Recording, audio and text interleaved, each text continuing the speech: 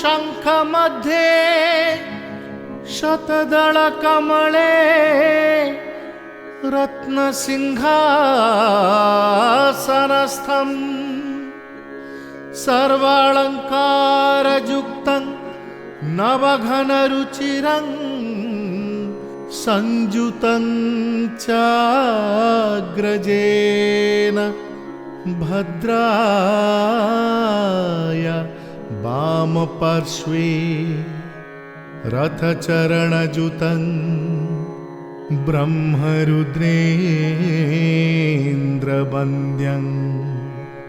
देवानां सारमीशं स्वजनपरिवृतं ब्रह्मदारु स्मरामि।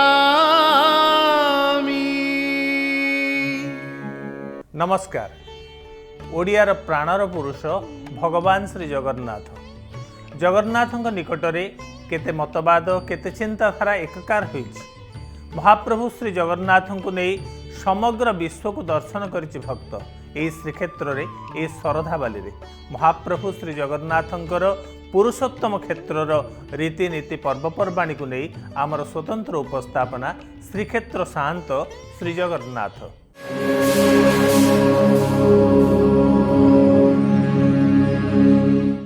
उग्रवीरं महाविष्णुं ज्वलन्तं सर्वतोमुखं नृसिंहं भीषणं भद्रं मृत्युर्नमाम्यहम्। श्री जगन्नाथं उपासना क्षेत्र रे नृसिंहंकर उपस्थिति वास्तविक आम समस्त को आश्चर्यचकित करे। श्रीमंदिर बेढ़ारे अनेक प्रकार नृसिंह रही 22 पहाचर उठीगला बेले भोगमंडप छोट नृसिंह मूर्ति आमको आकर्षित करे। मुक्तिमंडप निकट रही यज्ञ नृसिंह पुणी मंदिरर पछपार्श्वरे पार्श्वदेवता भाव में नृसिंहंकर उपस्थिति रही। तेणु श्रीमंदिरर विभिन्न प्रस्तर गात्र रे नृसिंहंकर उपस्थिति काहीकि एवं नृसिंह उपासना सहित श्री जगन्नाथ संस्कृतिर कौन संपर्क रही ताहा निश्चय जानिबार आवश्यकता रही।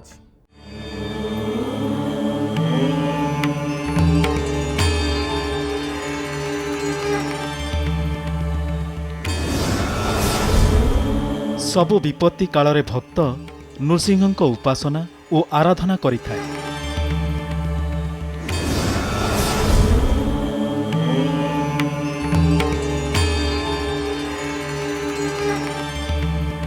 श्रीमंदिर परंपरा रे नृसिंह उपासनार खूब गुरुत्व रही।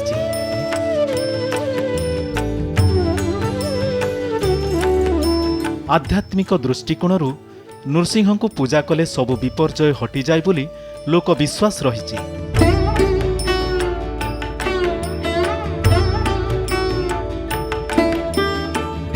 नरसिंह होउचंती एकाधारे नर और सिंह।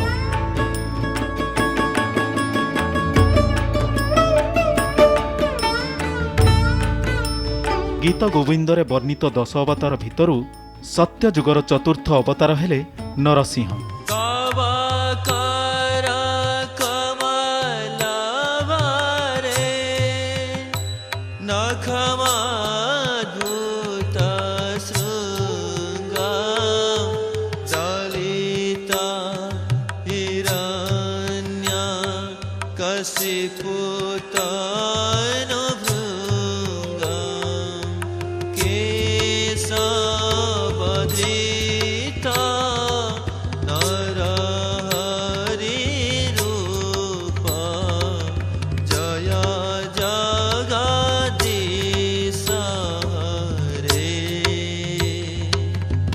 निज भक्त प्रहलादर मान रक्षा करिबा और हिरण्य कश्यपर वध करने को खंबरु प्रकट होइतिले नृसिंह। से होउचंती अग्रस्मरणीय। तेणु तांकर नाम श्रीमद् भागवत रे प्रथमे निया जाइछि। नमई नृसिंह चरण अनादि परम कारण।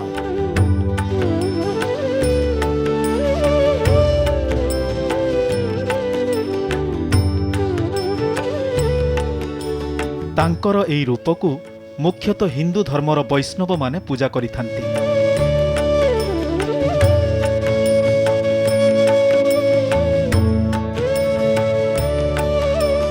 रक्षाकर्ता ଓ ବିପଦ ତାରଣକାରୀ ରୂପେ ସେ ଅଗ୍ରପୂଜିତ।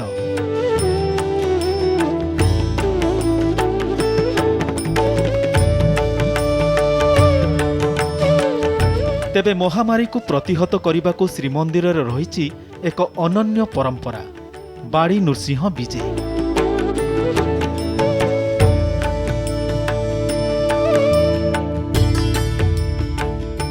ପ୍ରତିବର୍ଷ ଚୈତ୍ର ମାସ ଚତୁର୍ଥୀ ତିଥିରେ ଶ୍ରୀମନ୍ଦିରରୁ ବାଡ଼ି ନୃସିଂହ ନଗର ବିଜେ କରିଥାନ୍ତି।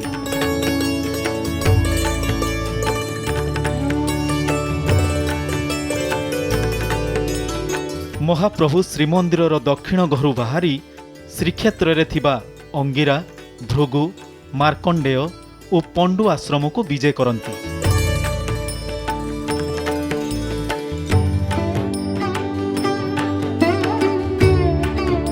ବିଭିନ୍ନ ସାୟୁ ଛକରେ ପନ୍ତି ଭୋଗ ଖାଆନ୍ତି।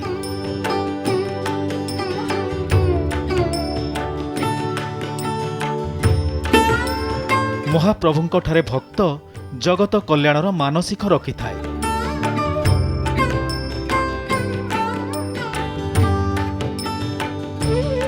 ଦାରୁମୂର୍ତ୍ତି ହେଲା ବେଳକୁ ତାଙ୍କୁ ଯେଉଁ ମନ୍ତ୍ର ଦରକାର ପଡ଼ିଲା ସେ ହେଉଛି ନୃସିଂହ ମନ୍ତ୍ର।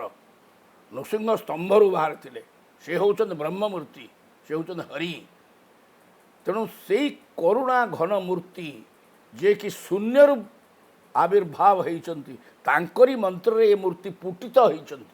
ବ୍ରହ୍ମା କରିଛନ୍ତି, ସେ ସ୍ୱର୍ଗରୁ ବ୍ରହ୍ମା ଆସି କରନ୍ତୁ ବା ଜଣେ ବଡ଼ ପୁରୋହିତ ଉଚ୍ଚକୋଟୀର ବ୍ରାହ୍ମଣ ବ୍ରହ୍ମା ହେଇକି ପୂଜା କରିଛନ୍ତି, କିନ୍ତୁ ସେଇଟା ନୃସିଂହ ମନ୍ତ୍ରରେ ହେଇଛି। ଆପଣ ଦେଖନ୍ତୁ ନବକଳବର ବିଧିରେ ସବୁବେଳେ ନୃସିଂହଙ୍କର ପ୍ରାଧାନ୍ୟ, ନୃସିଂହ ମନ୍ତ୍ରରେ ସବୁ ଯାଇଛି। ଏ ଯେଉଁ ଜଗନ୍ନାଥ, ଇଏ ବହୁ ଭାବରେ ନୃସିଂହ। ଜଗନ୍ନାଥଙ୍କୁ ଚାହିଁଦେଲେ ନୃସିଂହ ସିଂହ ମୂର୍ତ୍ତି, ଗୋଲ ଆଖି। ତେଣୁ ନୃସିଂହ ଟିକେ ଭଲକି ଦେଖିଲେ ସିଂହ ମୁହଁ ଭଳିଆ ହେଇଛି। ଇତିହାସ କହେ 1903ରୁ 1905 ମସିହା ମଧ୍ୟରେ ହଇଜା ଖୁବ୍ ଅଣାୟତ୍ତ ହୋଇଥିଲା। ଲୋକେ ବହୁ ସଂଖ୍ୟାରେ ମୃତ୍ୟୁବରଣ କଲେ।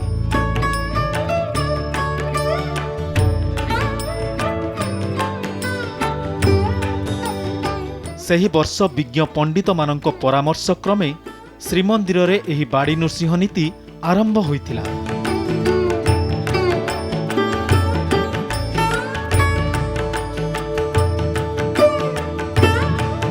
ମହାପ୍ରଭୁଙ୍କ ବିଜେ ପରେ ହଇଜା ରୋଗ ଆକ୍ରାନ୍ତଙ୍କ ସଂଖ୍ୟା କମି ଯାଇଥିଲା।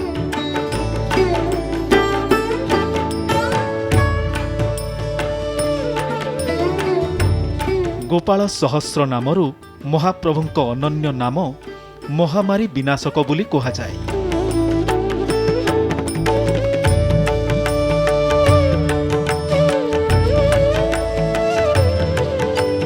ଜଗତର କଲ୍ୟାଣ ପାଇଁ ପ୍ରଭୁ ଶ୍ରୀମନ୍ଦିର 22 ପାହାଚ ଦେଇ ଓହ୍ଲେଇ ଆସନ୍ତି ବଡ଼ଦାଣ୍ଡକୁ, ଆଶିଷ ବିଛୁରି ଦିଅନ୍ତି ଭକ୍ତଙ୍କୁ।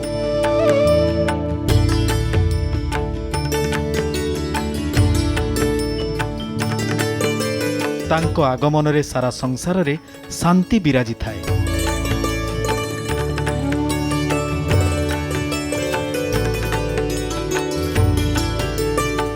ଭକ୍ତର କାନ୍ଧରେ ହାତ ପକାଇ ଏ ରାସ ରଚନ୍ତି।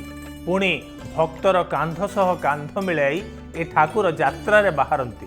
ଭକ୍ତକୁ ଆପଦ ବିପଦ ପଡ଼ିଲେ ଏ ତାହା ନିବାରଣ କରିବା ପାଇଁ ମନ୍ଦିର ବେଢ଼ାରୁ ବାହାରକୁ ଚାଲି ଆସନ୍ତି। ପୁଣି ଭକ୍ତ ଅପେକ୍ଷା କରିଥାଏ ତା ଠାକୁର କେବେ ଶରୀର ଅସୁସ୍ଥ କରି ପଡ଼ି ରହିବେ, ସେ ଔଷଧ ନେଇ ତାଙ୍କ ନିକଟରେ ପହଞ୍ଚିବ। ଯାହାଙ୍କର ବର୍ଣ୍ଣନାରେ ବିଭୋର ବେଦଗଣ, ସେ ଠାକୁର ପୁଣି ଆୟୁର୍ବେଦକୁ ତ୍ୟାଗ କରିବେ କିପରି? ଆୟୁର୍ବେଦର ଔଷଧିକୁ ନିଜେ ଗ୍ରହଣ କରି ସେ ଜନସମାଜକୁ ସୂଚନା ଦିଅନ୍ତି ଯେ ତୁମେ ମଧ୍ୟ ବେଦୋକ୍ତ ସେହି ଚିକିତ୍ସା ପ୍ରଣାଳୀକୁ ଗ୍ରହଣ କରିନିଅ, ନିରୋଗ ଏବଂ ସୁସ୍ଥ ରୁହ। ଏ ଠାକୁର ଖାଆନ୍ତି 10 ମୂଳ ମୋଦକ ଅଣସର ପିଣ୍ଡିରେ।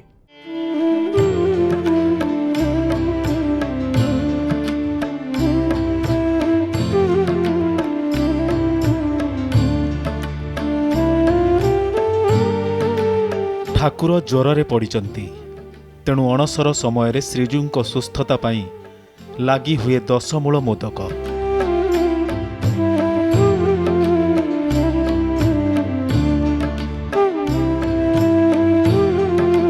ଶ୍ରୀମନ୍ଦିର ରାଜବୈଦ୍ୟ ପ୍ରସ୍ତୁତ କରନ୍ତି ଏହି ଆୟୁର୍ବେଦ ଚେରମୂଳି।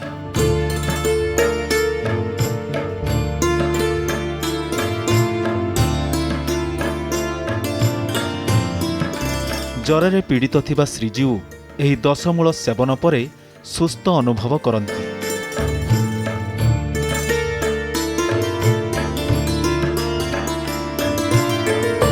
ଅତ୍ୟନ୍ତ ନିଷ୍ଠା ଓ ପବିତ୍ରତାର ସହ ରାଜବୈଦ୍ୟଙ୍କ ଘରେ ଏହି ଦଶମୂଳ ପ୍ରସ୍ତୁତ ହୋଇଥାଏ।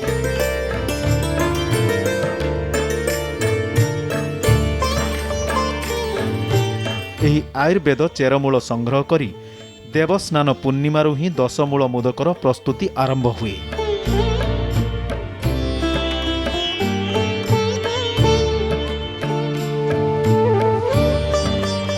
ଅତି ନିଷ୍ଠା ଓ ପବିତ୍ରତାର ସହ ଚୁଲି ବସାଇ ପାଗ ହେବା ପରେ ପ୍ରସ୍ତୁତ ଚେରମୂଳ ଗୁଣ୍ଡକୁ ସେଥିରେ ପକାଯାଇ ଘଣ୍ଟାଯାଏ।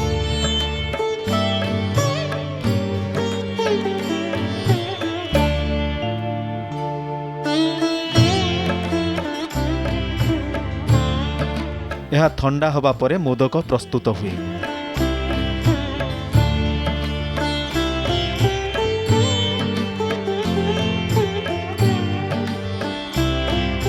ଗଜପତି ମହାରାଜଙ୍କ ନିର୍ଦ୍ଦେଶ କ୍ରମେ ଶ୍ରୀମନ୍ଦିରର ରାଜବୈଦ୍ୟ ଏହା ପ୍ରସ୍ତୁତ କରିଥାନ୍ତି।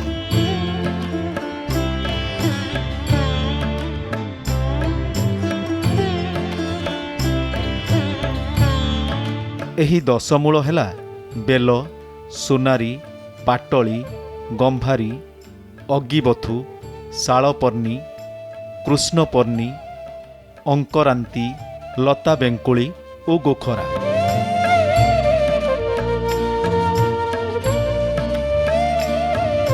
ଦଶମୂଳ ମୋଦକ ଶ୍ରୀମନ୍ଦିର ଗାରଦରେ ଦାଖଲ ହେବା ପରେ ଏକାଦଶୀ ଦିନ ଅନ୍ୟ ଭୋଗ ସହ ମହାପ୍ରଭୁଙ୍କୁ ଏହା ଲାଗି ହୁଏ।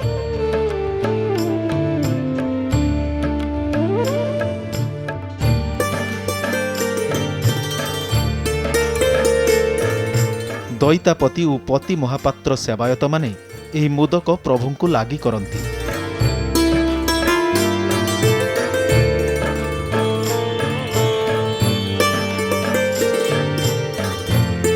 ଦଇତାପତି ସେବାୟତଙ୍କ ଦ୍ୱାରା ଅଣସର ଘରେ ଶ୍ରୀଜୀଉଙ୍କ ଗୁପ୍ତ ସେବା ଚାଲିଥିଲା ବେଳେ ଏହି ବୈଦ୍ୟ ସେବା ପ୍ରଭୁଙ୍କ ମାନବୀୟ ଲୀଳାର ଆଉ ଏକ ପ୍ରମାଣ।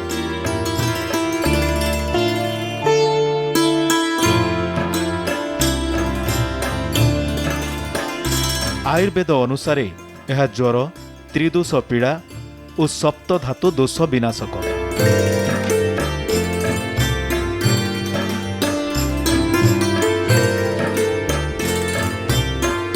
ଶ୍ରୀ ଜଗନ୍ନାଥ ପରମ୍ପରାରେ କାହିଁ କେଉଁ କାଳୁ ଏହି ପରମ୍ପରା ଚାଲି ଆସୁଛି।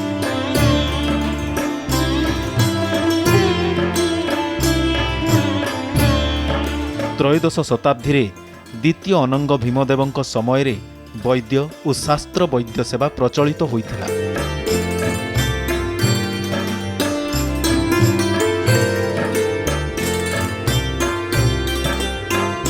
ଏହି ଉପଚାର ପରେ ପ୍ରଭୁ ସମ୍ପୂର୍ଣ୍ଣ ସୁସ୍ଥ ହୋଇ ଭକ୍ତଙ୍କୁ ନବଯୌବନ ଦର୍ଶନ ଦିଅନ୍ତି।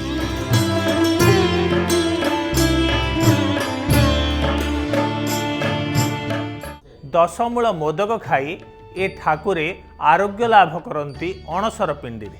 ପୁଣି ବର୍ଷକରେ ଥରେ ଶ୍ରାଦ୍ଧ ବେଶରେ ସଜେଇ ହୋଇ ସେ ଶ୍ରାଦ୍ଧ ପ୍ରଦାନ କରନ୍ତି ତାଙ୍କର ପୂର୍ବ ପିତାମାତାମାନଙ୍କୁ।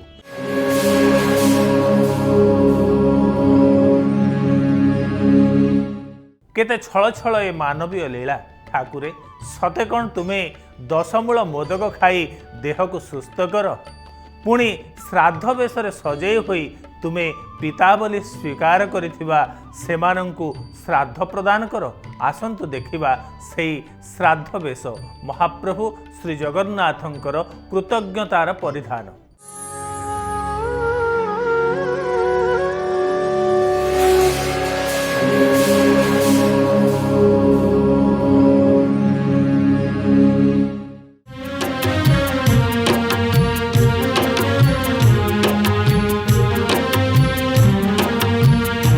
ବିଭିନ୍ନ ଯୁଗରେ ଠାକୁର ବିଭିନ୍ନ ଅବତାର ନେଇ ଧରାକୁ ଆସିଛନ୍ତି ଆଉ ଇହ ଲୀଳା ଶେଷ କରିଛନ୍ତି।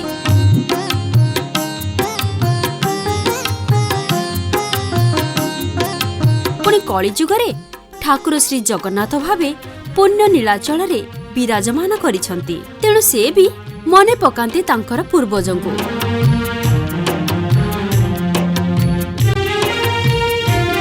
सेमानक उद्देश्य रे श्राद्ध दियंती।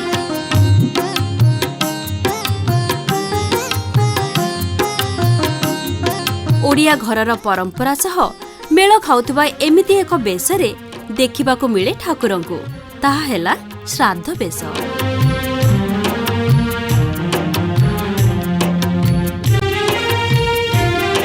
श्री जगन्नाथ महाप्रभु मध्य श्राद्ध देवाकू पछिना, या भी मध्य होउचंदी ये संस्कृति रे गोटे विचित्र कथा।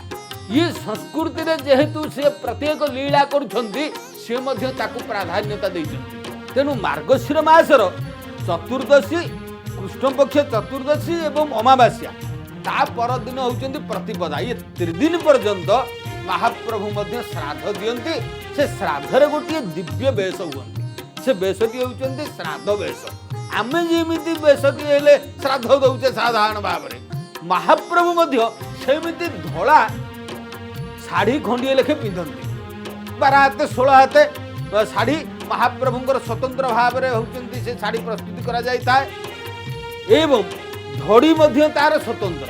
से धड़ी दिहरे जगन्नाथ महाप्रभुंकर कुंभ थाई नाली धड़ी से पिंधिथिबे एवं संपूर्ण भाव रे साड़ीटा होउचंती धोला। से भाव में महाप्रभु गोटे साधा सीधा रूप धारण करती, जार नाम होउचंती श्राद्ध बेश। आमे जेमिति कछाटे मारे महाप्रभु से दिन मध्य अविकल देखा जाती जे होउचंती कछा मारिक पितृपुरुष को श्राद्ध दउचंती।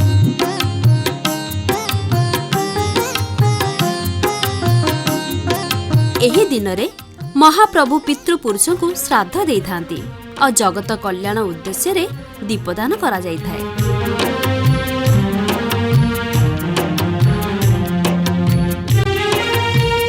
एही अवसर रे श्रीमंदिर रे महाप्रभुंकर श्राद्ध बेश अनुष्ठित होइथाए।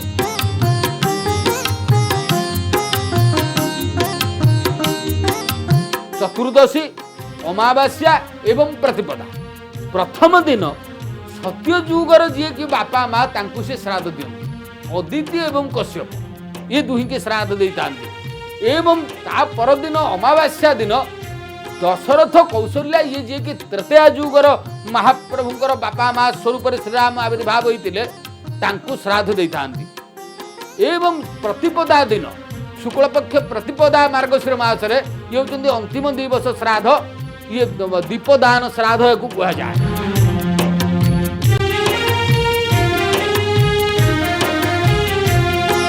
देवतांक द्वारा एही श्राद्ध बेश हेउथिबारु एहाकु कहा जाए देव दीपावली। एई रूप को एई श्राद्ध बेश को जे दर्शन करिवो ताहार कोन हुए ना मनुष्यर पितृपुरुषर गोटे आशीर्वाद से मनुष्य उपरे रहिबो। तेनु 3 दिन भितर जो दिन हो पछे महाप्रभु को दर्शन करबा निहाती आवश्यक। सेवा लुहार आखिरे महाप्रभु होउचंती से दिन दर्शन दियंती पितृमानंकर स्वरूप रे।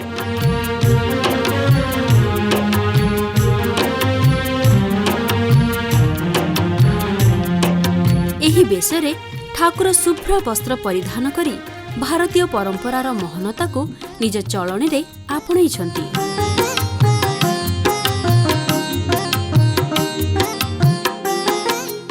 ओडियार प्रिय पखाळ, ओडियार प्रिय ठाकुर जगन्नाथ किपरि पखाळ ठारू दूर को चली जिवे। महाप्रभु कुआडे दिन में 6 प्रकार पखाळ भोजन करिथांती। ता भितरे थाए सुमिष्ट पखाळ, दही पखाळ, सुबास पखाळ, एमिति केते ना कोन। तेबे महाप्रभुंकर 56 भोगरे पखाळ किपरि एक स्थान अड़ी बसिछि आसंतु देखिबा।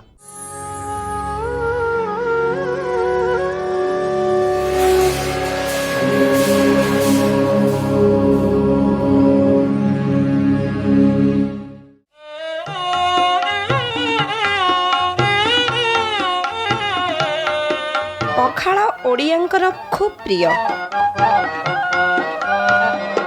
दिने एई पखाळ को नहीं प्रख्यात संगीतज्ञ बालकृष्ण दास गाई उठिथिले गीतटिए। आस जीवन धन मोर पखाल कंसा आस जीवन धन। ଏହି ପଖାଳ ଓଡ଼ିଆଙ୍କ ଠାକୁର ଶ୍ରୀ ଜଗନ୍ନାଥଙ୍କର ମଧ୍ୟ ଖୁବ୍ ପ୍ରିୟ। ମହାପ୍ରଭୁଙ୍କର ଉପାସନାରେ ଅରୁଆ ପଖାଳର ବ୍ୟବସ୍ଥା ରହିଛି। आमे आज देखेबा ओडिया देवतांकर प्रिय महाप्रसाद है पखाल। महाप्रभु आमर 6 प्रकार पखाल खाई था दैनिक दिन मध्याह्न दुपरे ये जो पखाल आपण मैंने देखुं गोटे हूँ चिपुड़ा पखाल गोटे हूँ दही पखाल 2 प्रकार पखाल मध्याह्न दुपरे लगी थाए। ये जो पखाल होता है श्रीमंदिर कोठग रोषे गोटे स्वतंत्र कुंड अच्छी पखाल कुंड तुणसुआर सेवक जितेबाला अन्न प्रस्तुत करी से कुंडरे पकई ताकू पखाल करी एवं ओली बाढ़ी ताधरे अदा एवं लुण जो दही पखाल दही एवं साकर पकईके प्रस्तुत करा जाय थाए। ताहाकू पंतिबुड़ सेवक माने नेकी श्रीसामुरे मध्याह्न दुपरे बाड़ी था।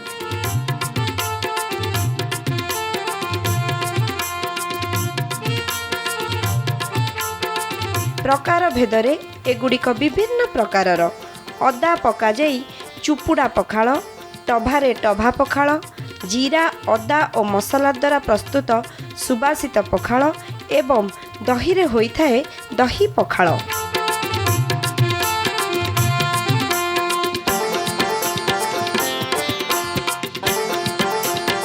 बड़ देउଳରେ 2 प्रकारर पखाल भोग लागी करा जाए। ताहा हैला पानी पखाल और चिपुड़ा पखाल।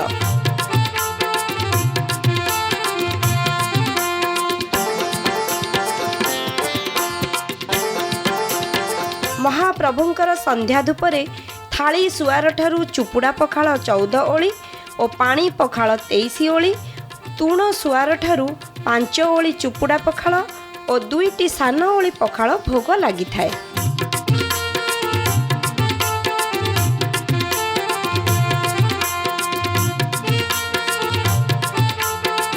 सेहीपरि बड़ सिंगार धूपरे ठाकुरंक पाखरे 11 ओली मिठा पखाल भोग लगी करा जाए।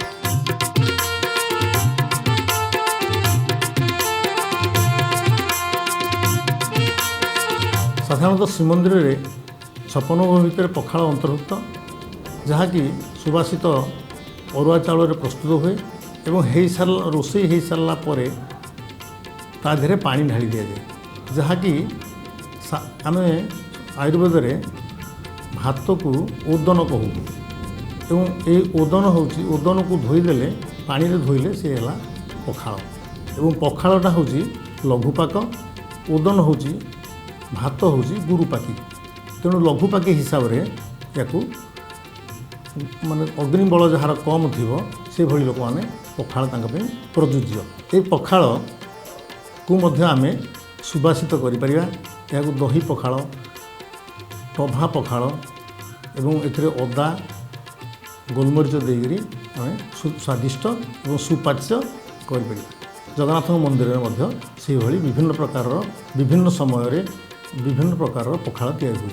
यही पखाल को पानी दे सारा पर चुपुड़ी जो पखाल कराए जो पखाल अन्न रखा जाए बा ओदन रखा जाए ताको चुपुड़ा पखाल कहुए।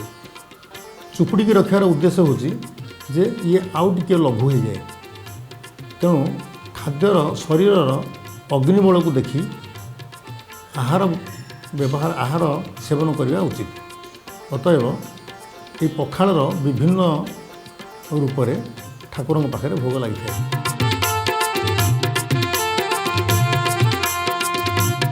श्री गुंडीचा ठारू नीलाद्री विजय पर्यंत समय को छाड़देले बाकी वर्षर सबु दिन दारू दियो पखाल रे आत्मसंतोष पाई थांती।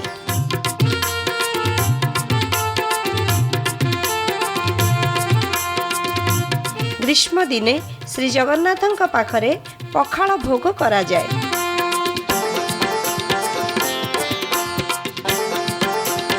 ग्रीष्म प्रवाहरु रक्षा पाइबा पई चंदन यात्रा अवसर रे दही पखाल मणही करी मदन मोहन चाप खेल पाई बाहरी थांती।